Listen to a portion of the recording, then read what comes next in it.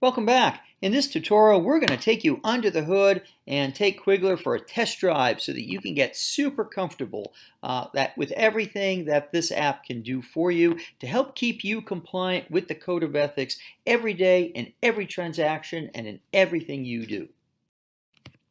So to start, you're going to come to this page and just hit Start Test Drive on the lower right. Now, Test Drive only asks you for two pieces of information. First, what kind of transaction is it? Is it a seller or a buyer? And then second, is it a single-family, condo, co-op, or multifamily?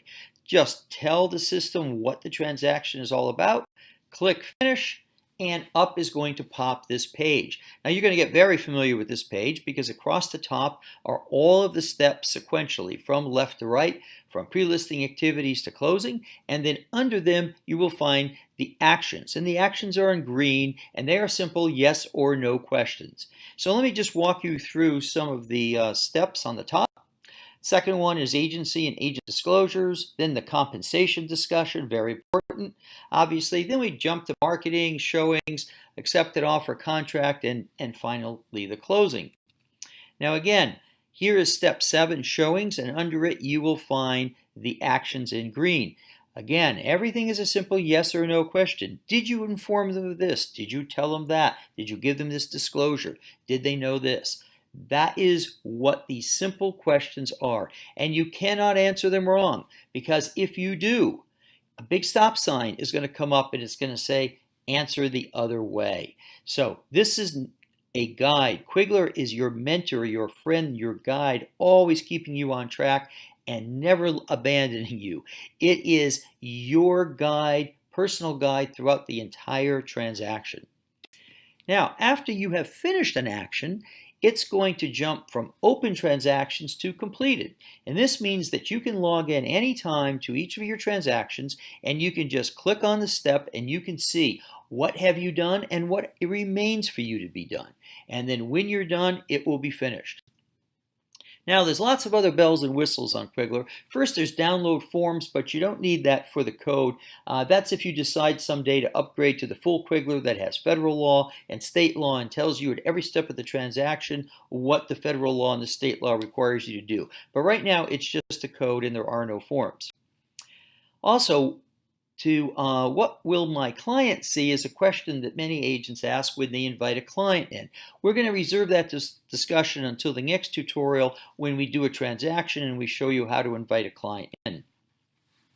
Right now, the Y tab is the one that you really want to see, and that it tells you exactly what the code says you must do. We don't interpret it, we just give you the exact quote so that you know this is why you must do this to be compliant. And then the next one is the penalties tab. And that tab tells you what your local board can do to you should you not comply. Now, in addition to what we have there, you may know that in May of 2018, NAR empowered local boards to also out you. So if you get a complaint or you get a violation and you're convicted of it, it is allowed to post that publicly now. Finally, there's pro tips. And I'm just going to show you the pro tip for the very first action that you'll have. It's a really important one. And pro tips is where we just try to give you some professional tips about how to comply with the code. And it's very organic. If you have a professional tip for how you like to implement a particular action in the code, hey, just send it to us. We'd love to hear about it. We'd love to, maybe if you let us, include it here at Professional Tips. And that's it. You are done. So you are now on your transaction page. There is your very first transaction, a seller of a single family, Stamford, Connecticut. It's a test drive, not a transaction, and it says, I have completed 0 of 9 steps, so I need to start completing them. You'll also see in the upper left-hand corner that this is your transaction tab. So whenever you want to get to your transactions, you just click that tab. That's it.